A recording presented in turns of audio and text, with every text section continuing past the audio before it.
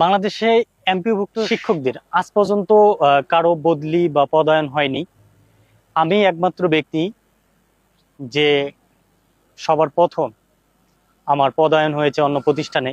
এজন্য আমি শুধু আমি নিজে গর্বিত না, আমাদের পুরো শিক্ষক সমাজ গর্বিত, আমাদের নীলফামারীর মানুষ গর্বিত এবং নীলফামারীবাসী গর্বিত। নীলফামারীর মানুষ যে একা নয়, নীলফামারীর মানুষের যে একজন ভাই আছে, এটাই হচ্ছে তার উৎকৃষ্ট উদাহরণ। আমরা নীলফামারীবাসী যে কোনো বিপদে আপদে যদি তার কাছে যাই, আমাদের সেই ইঞ্জিনিয়ার শাহরুন ইসলাম তুহিন ভাইয়ের কাছে যাই, আমরা কেউ খালি হাতে ফিরে আসি না, ইনশাল্লাহ আসবও না। তিনি আমাদের জন্য যা করেন করি, কারণ আমি এটা চাকরির আশায় ছেড়ে দিয়েছিলাম এবং আমার মাও বলছে যে আগে জীবন তারপরে চাকরি। জীবন বেঁচে থাকলে যে কোনো প্রকারেই হোক জীবিকা অর্জন করা যাবে, সুতরাং ওখানে যাওয়ারই দরকার নেই।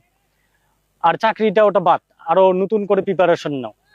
তো আমাদের যেহেতু একজন অভিভাবক আছে, তিনি আমাকে আশ্বস্ত করেছেন যে চাকরির কিছু হবে না, সমস্যা নেই। তো আমি ওনার কথাতেই আর কি আশ্বস্ত ছিলাম।